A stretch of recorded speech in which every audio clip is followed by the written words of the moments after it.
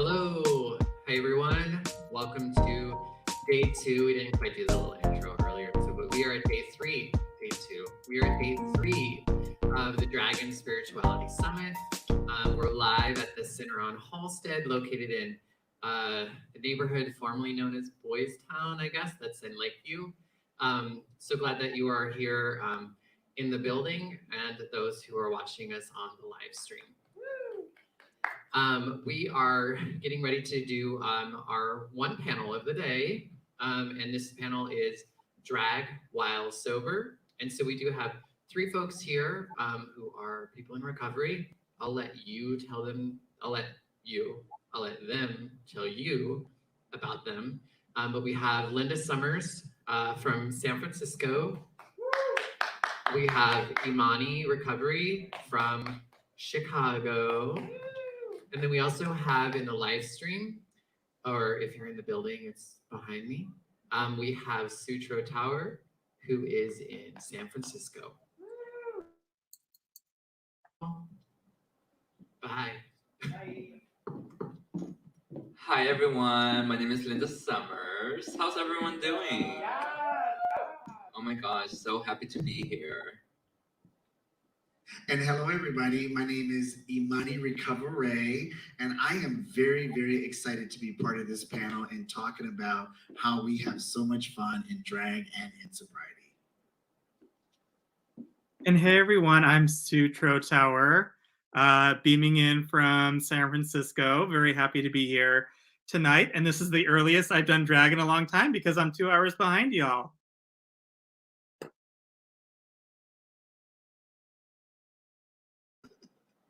Are you ready for brunch too? I am, yes.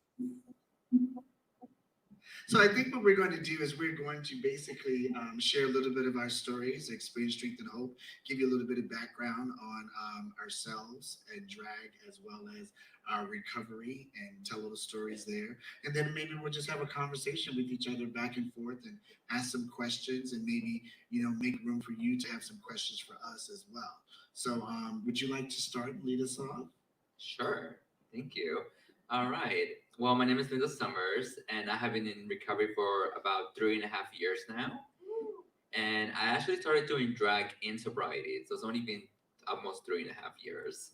And, I think for me, I never thought that I was this flamboyant, feminine, homosexual, but it turns out that I was, it really did.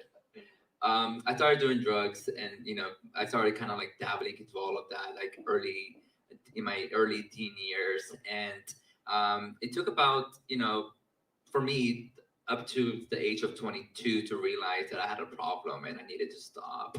And I asked for help, and I got the help, and here I am now today, safe and sober. So, again, my name is Imani Recovery. I am the current reigning Miss Serenity 2021. So I'm going to be stepping down out of my reign. And our pageant is a pageant for our recovery community. And I'll be stepping down in November the 12th in this very building. So I'm really excited to be in this space. When I first started in drag, I started it when I was in college. And my name at the time was Imani Dominique St. James. I was from the South, so we had to have 3 names. And at that time, I chose those 3 names because they meant something, very special to me. When I got in recovery, I knew that not only was I changing my life, that I needed to change every aspect of me. So that's the reason why I changed my name as well. And I changed it from Imani Dominique St. James to Imani Recovery, because Imani is the 7th day of Kwanzaa, which means faith, and Recovery, which means recovery. So my name today means faith and recovery. And that's what carries me today, because drugs took me to a dark place. And what I love about being in drag, especially within my recovery community, is that it brings so much light and so much hope to those that are wondering, can I have fun in recovery? And so I'm just so grateful for the opportunity to have done what I have done as Imani Recovery and what I continue to produce and what I continue to be a part of in this recovery community to share the journey and to share the story. Great. It's so nice to hear your all story. I wish I could be there live with you all, but I'm very happy to be joining via video this morning. I actually, I started my, I've been in the in recovery for a little over 12 years, and I also didn't really start my drag career until after I got sober.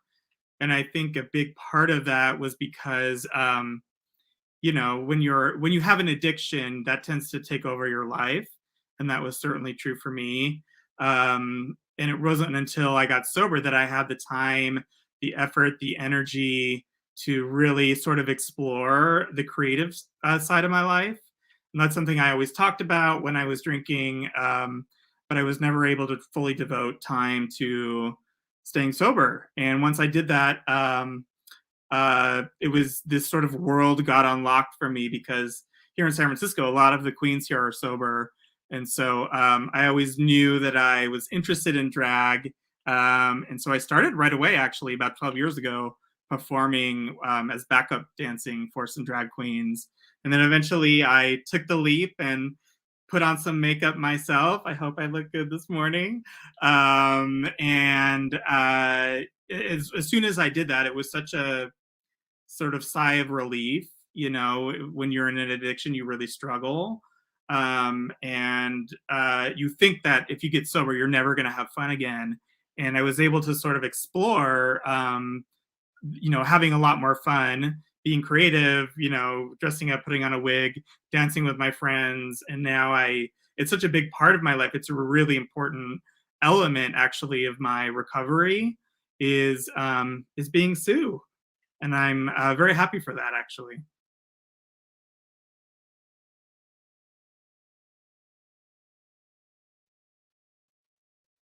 About not only what it's like to be in drag and the fun we have in drag, but we also get to share our stories. I am coming up on November the 1st will be 6 years for me, and I am so blessed. And here's the thing for me was that it was not my first time. This is not my first time around. This is my second time in recovery because I had long time, clean time before and decided to go back out and give it another shot and realized I was not having any fun. And when the fun was up, it was time to come back. So, a question I would love to ask you all is, in your addiction, when did you realize that the fun had stopped? What was it that made you realize the fun was stopped? For me, it was having to help people move their suitcases to a different hotel room when I had my own spot at some shelters. Like, that is the insanity that I was in. Like, why was I putting myself through all that stressful moments, right, when I had a place on my own? But here I was running around with people who didn't. And I had opportunities, but why wasn't I taking advantage of them? Or why wasn't I using them? Why wasn't I using? And I think that's when I realized that I really had come to a point where, like, I had no more cards to play with. And it was no more fun. Because at first it was fun because I knew I could manipulate any situation. I knew I could lie through anything that I need, in order for me to get something, right. But there was a point, and I knew that every time I would like go back home after a 4 or 5 day run, I would like find myself under my blankets just like praying to God, like, please make this stop, because I was so tired. And I think that also was a big like sign that I had really come to my limits, because I started praying to God more often than not, asking him to remove this from me. Just didn't know what that meant. I just wanted it to stop. Sue, how do you respond to that? For me, I actually stopped having fun pretty early on in my drinking career. I clearly had a problem early on. So a lot of problems came, even when I was like early in college. I was hungover all the time. I would always think about going hiking or having a boyfriend or, I had all these plans in life, but I could never really get it together. And I spent 10 years that way, which is funny, like reflecting on that now. And, you really don't have to live that way. That's sort of a cheesy thing that you hear in AA meetings, but you really don't. And it's true. And for me, it was the only way to get on the other side of that was to let other people sort of love me and help me and get me to the other side, so I can have fun again. When I am choosing my music and things that I'm going to perform, like I'm already been rehearsing for months now, the songs that I'm going to do for my step down. I'm very direct and conscious of what the lyrics are, because what I want more than anything else is something that you touched on, is praying to God. I am so grateful that in my addiction, that the relationship that I have with God is so powerful, that I know that God was present with me even in the midst of me making the wrong decisions. And today, what I understand more about step 3, made a decision to turn my will and my life over to the care of God as I understand it. I know that even in those moments when I was making the decision to prepare this particular drug or to do this particular drug, that God's hand was on me and God was saying, I'm not going to stop you from doing what you're doing, but I'm not going to take my hand off of you to see you through this. And so what I'm really grateful for today is that connection that I have. So when I choose my music, I'm very intentional on the lyrics about what it is that I want to give out to the audience, because I want my spirituality to be part of that message. Do you feel the same way or choose your music the same way? At first I did. Now I just have fun with my drag. I mean, yeah, no, of course. I mean, I started at the Mascara Show, which is a monthly fundraiser for the Castro Country Club.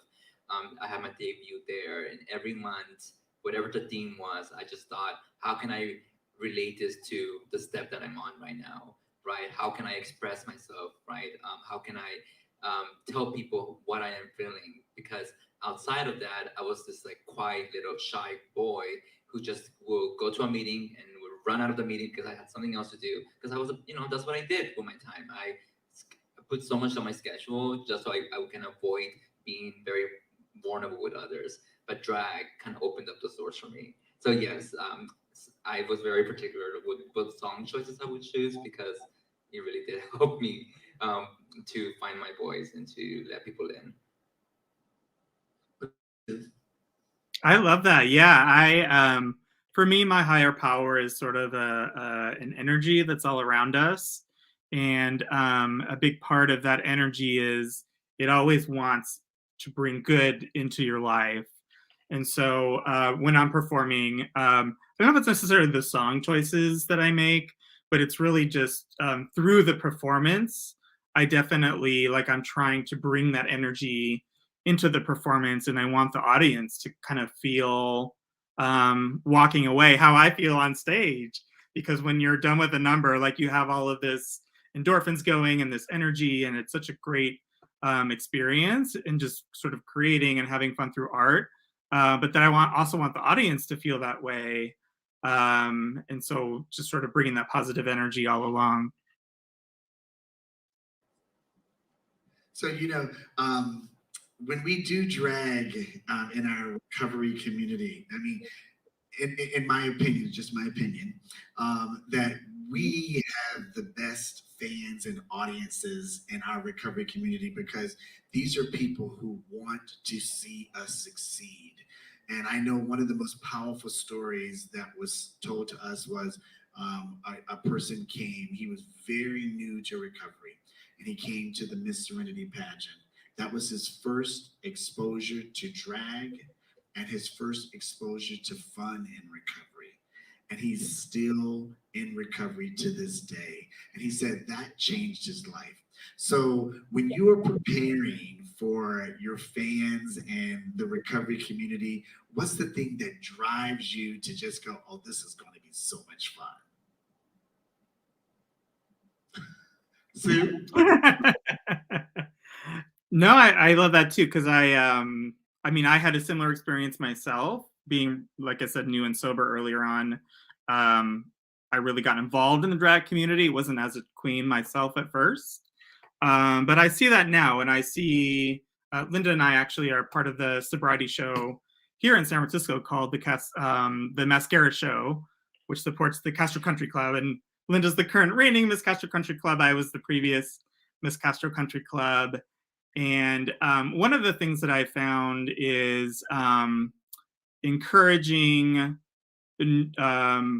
other folks who are also sober to do drag with us, because number one, it's a great way to get experience if you're just interested in drag.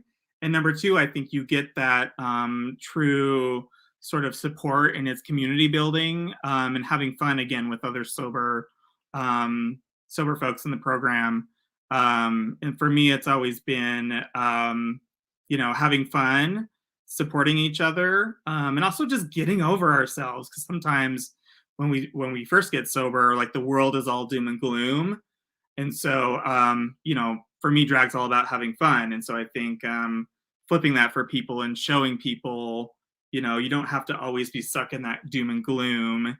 And there is a lot to say in terms of sort of just creating a better life for yourself when you're not using alcohol and drugs. So I think it's so great that drag can do that for us.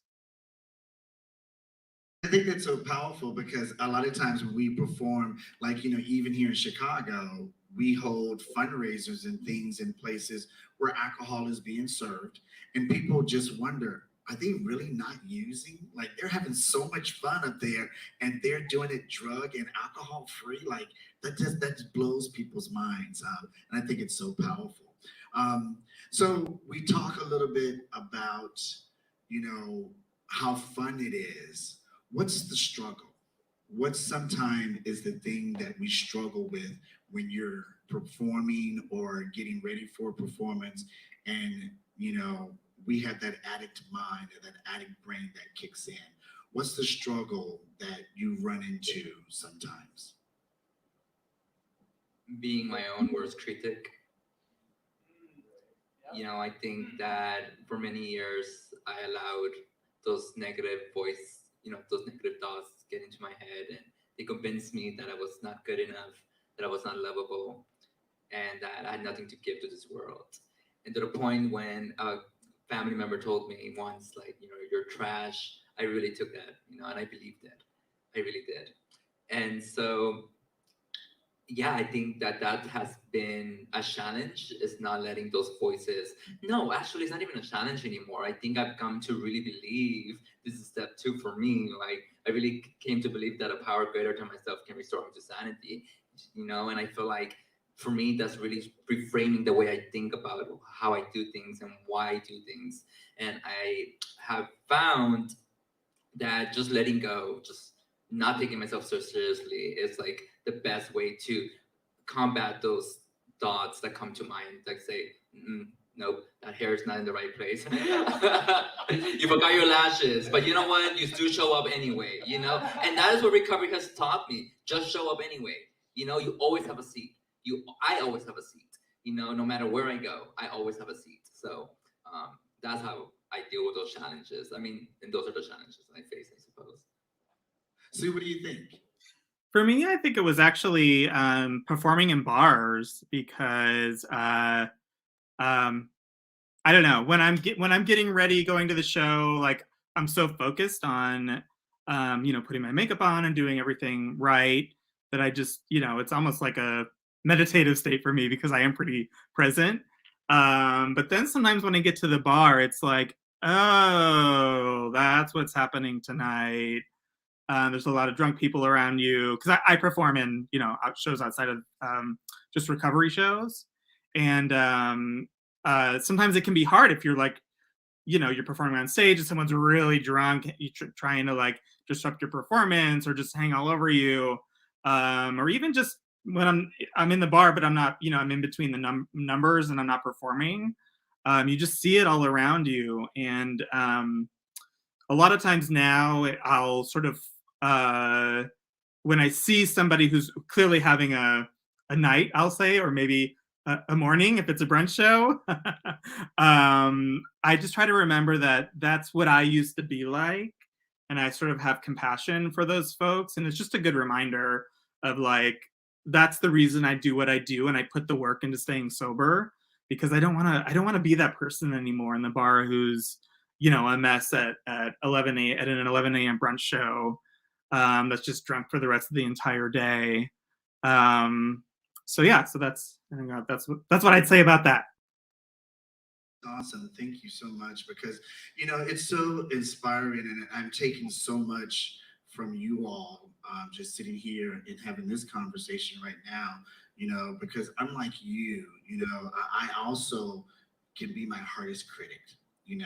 I will literally come off stage and have, there'll be a standing ovation, but I'll go backstage and I'll be like, oh, your slip was showing, or, your shoulder pad was off, or, that hair was not in the right place. Now, instead of letting that moment take me and embrace me, I go immediately to that place. And I think what you also said is true for me, is that we have to get rid of those old tapes.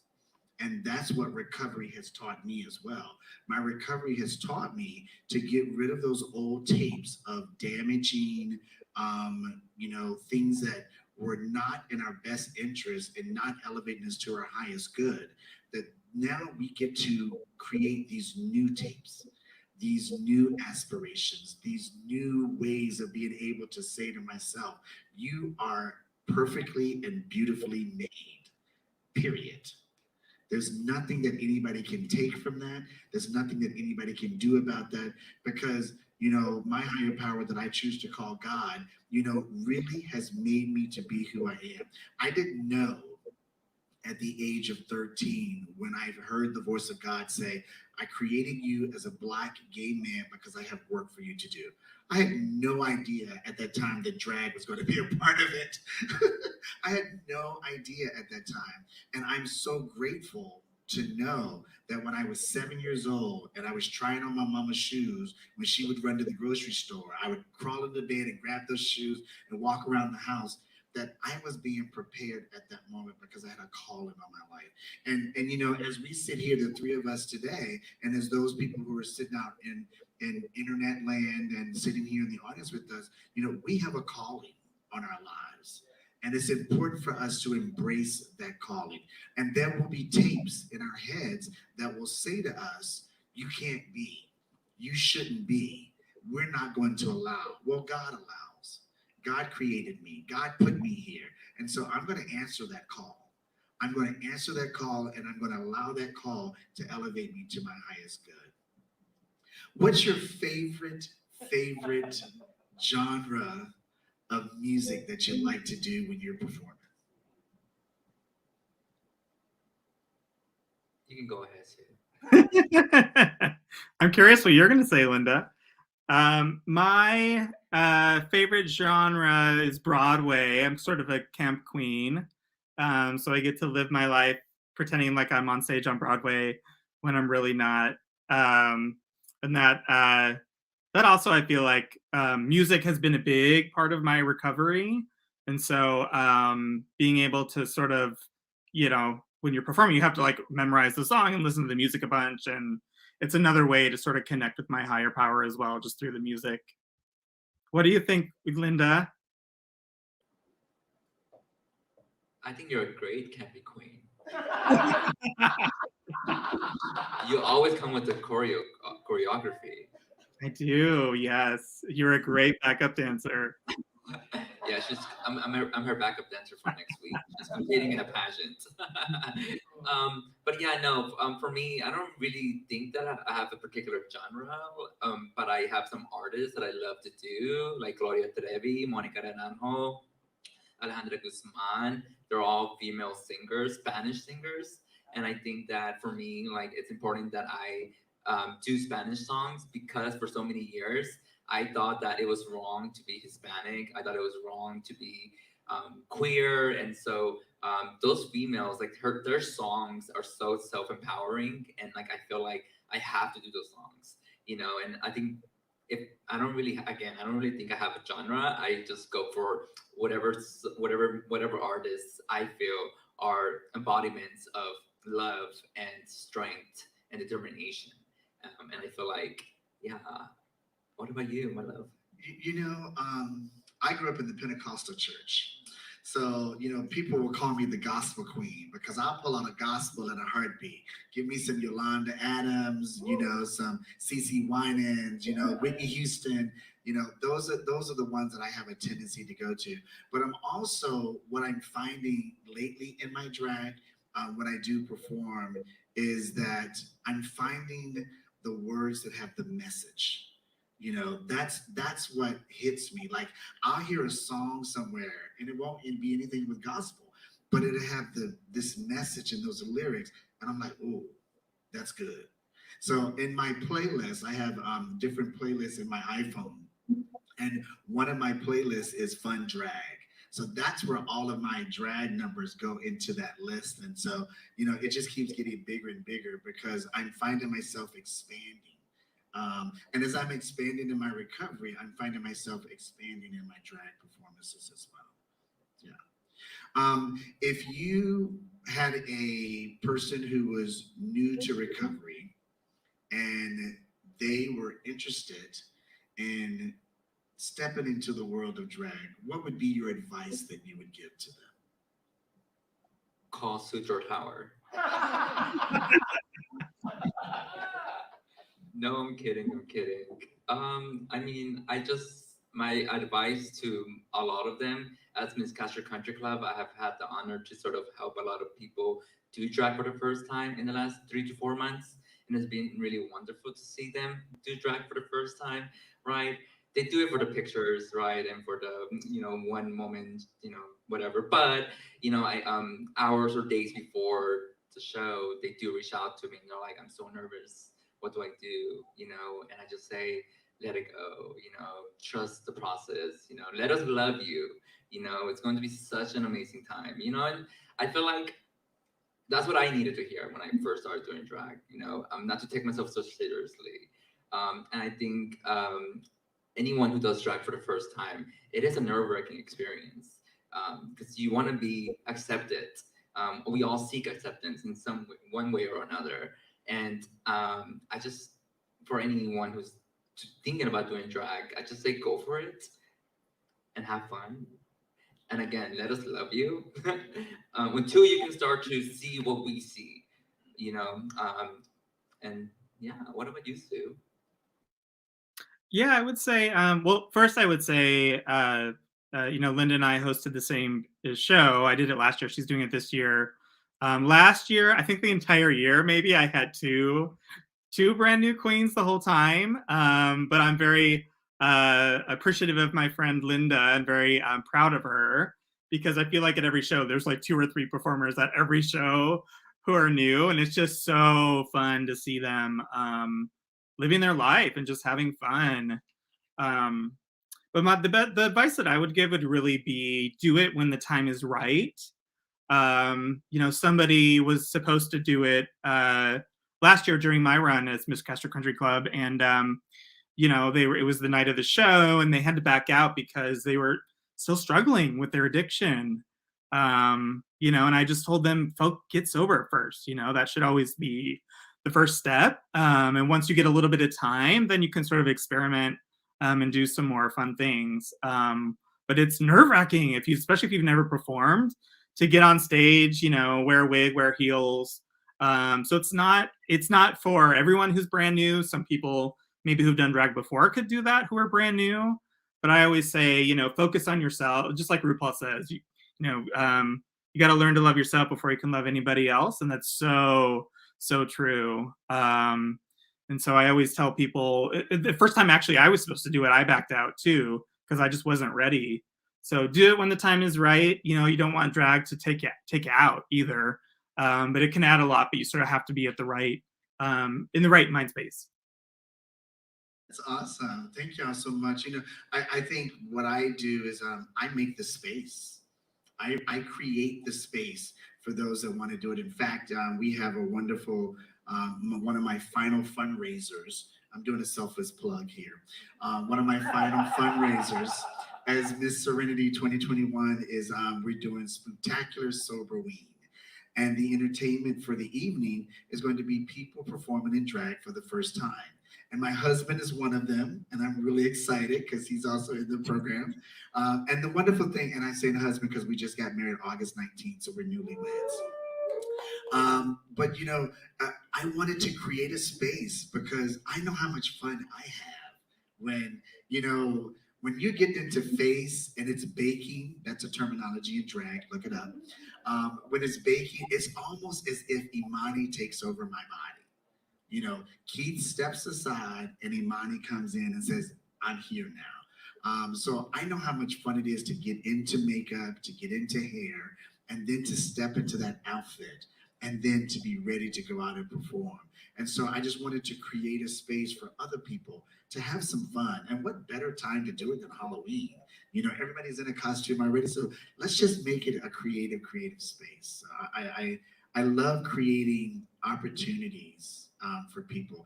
And I also love what you just said, Linda, about the fact that you use the program just now. Let us love you. Let go.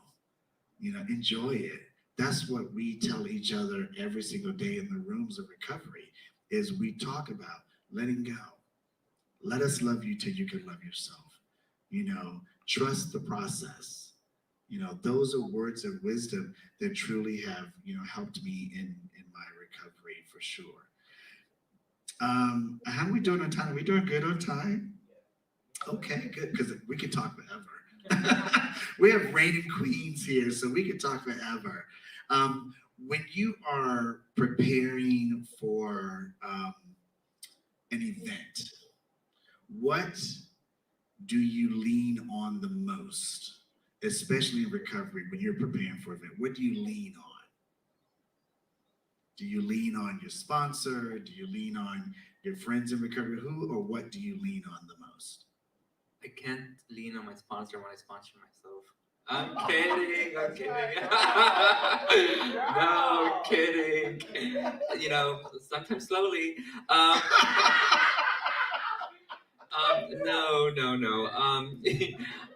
I lean on God. I really do. I was telling someone that I'm staying with, or I don't forget who, but I was telling them how when I'm getting ready for a show in general, for any event, I do find myself getting overwhelmed, and I quickly think about what is the fastest way to get relief, and my mind goes to, well, what is a quick, what's quick, and but I stop myself, right, and I say, okay, well, what's the second best thing that you can do, right, and I get into prayer, I invite God into whatever I'm doing, especially when I'm getting ready. Because when I'm getting ready, like the time is just going, it's going. Sometimes it feels like it's going so slow, and I'm just sitting there, like getting ready, nervous, but by the time that I have invited God, I feel like those nerves go away.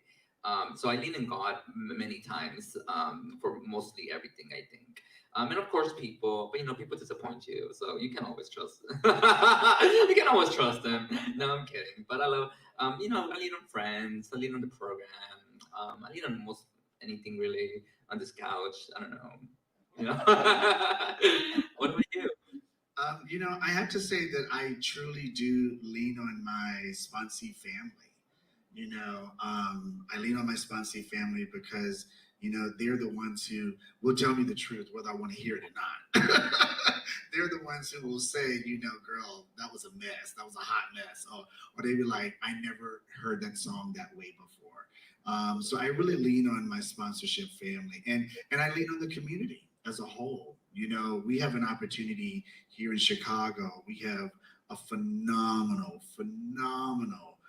individual who writes the best drag musicals that we do here, and I tell you, his talents are so amazing. But he takes our community on a journey, And I'm so grateful to be a part of that, because when I'm struggling in rehearsals, when I'm struggling in a moment, am I good enough? When those old tapes try to creep back in, I lean on him, and I say, how do I get past this? So I'm grateful that, we have that support system, that support network within recovery to help take us to that next part and that next level as well. What about you, Sue? Well, I lean on the wall because I'm a little challenged sometimes in heels. But no, I also I lean into what we say is step 3 in the 12-step programs, which is really the concept of sort of let go and let God, and just when you're going to an event and you're about to perform, whatever's going to happen is going to happen, and all you can do is really try your best. And I think that's such a good concept that you can apply to the rest of your life too. When something's not working out your way, you just got to let it go, because whatever's going to happen is going to happen. You can only do so much, and once you've done your part, then you got to let go of the results. So I think it's such a good lesson that you can really apply anywhere. But I think about that a lot in drag, because it's, I'm running late to the show, and like Linda mentioned, I forgot my eyelashes, or I forgot a prop. I've done that many, many times. So it's not going to be exactly what I was envisioning on stage, but I just let it go and try to have fun. Usually by the end of the night, I still think it's a success, even if it didn't go exactly like I planned.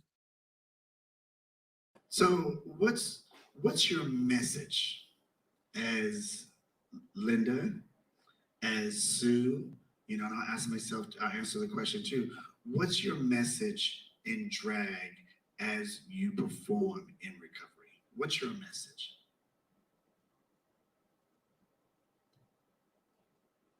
What's your message? I have to say that my message is God is real. That's what I have to say my message is. And I know that, and I say that because I know that when people come into recovery, the thing that people struggle with the most is having a connection to a higher power, because we are taught that that higher power has to be something specific. And if it's not that, then it won't work. And so my thing is, I don't tell people they have to believe what I believe, but I want to show them how easy life can be when you find that connection. You make that connection and you stick to that connection, or whatever that higher power is for you, because it's in many forms. For me, when I came into recovery, people said to me, if you don't have a God, make that chair your God. And for me, I had to think about that, because again, I grew up in the Pentecostal church. And I kept looking at that chair one day in a meeting. I was like, eventually that chair will break. So I need something that's unbreakable. I need something that's going to hold me when I can't hold myself. And so that's the reason why it was so important for me to maintain and hold on to that connection to God. And I'm very grateful for that. So my message is, find that connection and let that connection, whatever it is, let it carry you. Sue, what about you? Mine would be have fun and build community. I think the fun part is, for me, selfishly, and just to remember to go out there, and if you're not having fun, the audience can totally tell. And then building community, even if I'm at a normal gig where I'm there maybe with people who aren't sober, I still apply the same things that I would apply at a sobriety show, in terms of just trying to make friends with people. Don't show up to the gig and not talk to anybody because I think I'm better than anybody else. I don't like to give off those vibes. And I try to help people, even if I notice somebody's struggling to get their costume on, another performer, or they need somebody to hand them something on stage. It's not below me to be able to help somebody else when I'm ready to perform. So I try to apply those same sort of ideas, even if it's a non-sobriety show.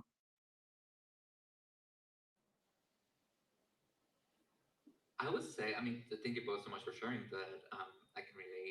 feel like that's kind of the same ideas that I try to give off as well. But I also would like to add that for me, it's always been about like being free, right? Just sort of showing others that you too can find that key that will set you free. Because I think this is just my assumption, but I feel like we all sort of grow up in like in bubbles, or like in like with limits of what we can or what we can do, right, in our lives. And at some point, we all have we eventually find that key that does set us free. But how do you get there? Like, how do you find that key? And for me, it was through drag. So for me, that is just what drag. That's what my message is. Is that you too can find a key that will set you free from whatever it is. And because I feel like I'm living proof of that. I mean, at least Linda Summers is.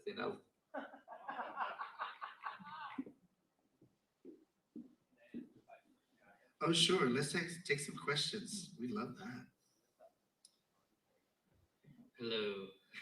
Thank Hello. you all so much for being here and speaking. I did have a question. I heard a lot of spirituality, and I heard a lot of recovery, and how it kind of impacts your drag.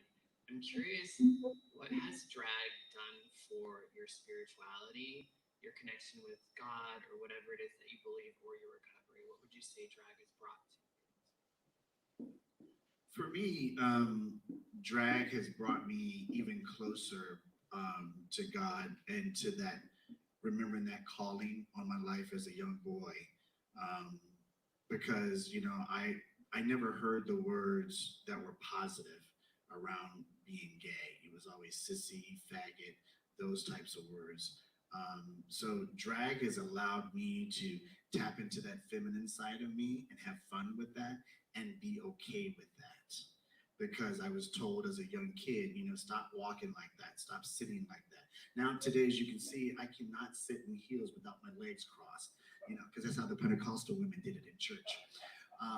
But I think that's what drag has done for my spirituality. It has made me that much closer to God, because now I am fully embracing all of who I am.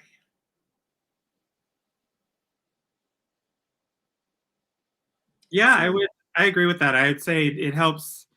Drag has helped me feel comfortable in my own skin, and it's helped me really build confidence, because I feel like you kind of learn things when you dress up that that outer shell that you're always, at least I was always building for myself. When you're doing drag, it sort of forces you to get outside of that. And I find that even when I don't have makeup on, I tend to be now a lot more sort of outgoing. I used to be really shy. People always used to say that I was really reserved. After I started doing drag, people don't stop saying that to me, even when I'm not in drag. So I think it's just really helped me feel more confident, and just sort of be a better person. What do you think, Linda?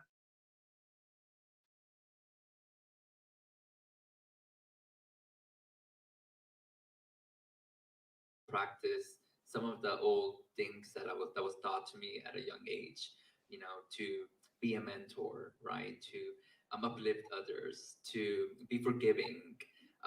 And I thought that I couldn't practice that anymore just because I was a drag queen or because I was queer or gay. I thought I had to be this like evil catty queen. I don't know where I got that idea, but I thought I needed to be that. But no, drag has taught me, well, no, like, in order for you to succeed, you have to be kind to others, right? You have to be respectful. You have to be on time. At least try to be. But I think for me, drag, has given me an opportunity to still practice my spirituality, and I think that's all I really can say about that. It's just about that, really. Any other questions? Party, first time listener, long time caller, or something along those lines. Thank you so much for being so brave to talk about not only sobriety but your drag stories. And specifically, like, is there anything that well, I'll say it like this. I was able to reclaim a lot of the things that I lost in my addiction, right? Is there anything that drag and sober has allowed you to reclaim that you haven't already touched on? I think for me, I was able to reclaim the fun in life. Like, it's so fun going shopping and being in the department store and trying on women's shoes and watching people's looks. I get such, if I can say this, a high from that. Because they don't know what to think and what to say and what to do. There would be a few people who'd be like, "Oh, those shoes look really good on you," and then there's some people too, they just look and they just walk by. So I would like to say the fun. I really reclaim the fun because it stopped being fun for me in addiction when my world was as big as from the dresser to the dirty clothes hamper. That's how small my world had gotten. So now that my world is so much bigger, I get to claim so much more fun. So I'm going to say that I reclaim the fun in life. I would say my role as a member of this community, I felt like that was sort of taken from me. I was like stuck in hotel rooms. And at some point, I was finally out and I was finally doing things for the community through drag and service. And I found that it is super fun. It is super fun to go out there and twirl around for dollar bills that go to charities, right? At bars. Like, who knew? But I really have to emphasize how important it is to have your posse. I can't go to any bar sometimes without knowing that there's someone from my community in those spaces because it can get triggering. And people are kind and all, but it can be triggering. Um, but yeah, being able to ask for help, I guess, and being able to ask for support, that's really what I have been able to reclaim. Sue? It's a great question. I would say so. I don't know if in the 12-step programs there's this concept of, well, I guess it's a general concept of the inner child. And for me, I feel like drag has really done that for me. That's sort of reclaimed my inner child. And I think when I was a really young kid growing up, I also put on my mom's, stepped into my mom's heels, put on some of her dresses. My sister used to dress me and my brother up in makeup, and it was just fun. And it wasn't until I got a little older where I got messages from my father or people like that kind of saying that it wasn't okay that I was doing those things. And so when I started doing drag, there's definitely this element of like, oh yeah, I can go back to like how it was when I was like, 5 years old and nobody really cared what I was doing. And sort of, it's very freeing. All right. Any final questions? Okay, so let's close out because this has been so much fun, and I really hope we get an opportunity to do something like this again. So, thank you so much to Drag Spirituality Summit for giving us a platform of your weekend to be able to talk about drag and our sobriety and how the two actually go together. So, there's a person that's sitting out there, may it be a young person or a person who's coming out for the first time, in our LGBTQIA community. What's the word or the message that you want to leave them with today? You want to start us off, Sue? Sure. I would say take risks and explore yourself because it's worth it. Because if I hadn't done that when I was new in sobriety, like I don't know if I would be doing drag because I would have sort of been closed off to the idea. And like I said before, it was very freeing. So I would highly encourage you to, yeah, be a little brave and step outside the box, see how it feels, step into some heels. Great question. I would say ask those questions that are coming to mind. I think as a kid myself, like I was so curious about so many things, but I didn't have those spaces, and I didn't think that I could ask those questions, right? But I have learned that those questions are not going to be asked if you don't ask them, you know, or people are not going to feel like those questions are even something that people are even wondering about.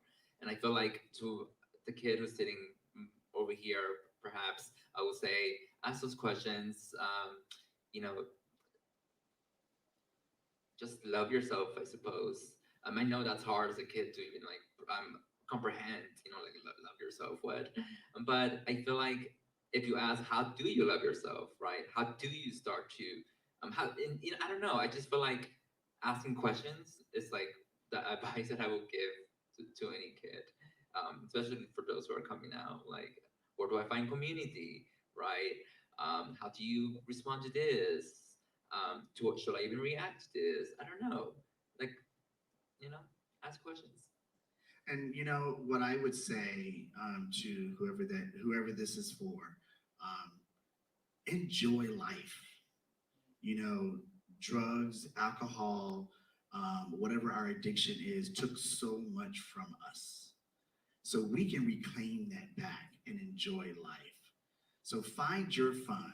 It may not be drag for you. That's okay. Find your fun and enjoy it to the fullest because we only have this life to live. And it's important that we answer our call, whatever that call is, and do what we have been put on this planet to do. So this has been so much wonderful. This has been so wonderful. So thank you again, Drag Spirituality Summit, and we're really grateful. Yeah, thank you, everyone. Thank you.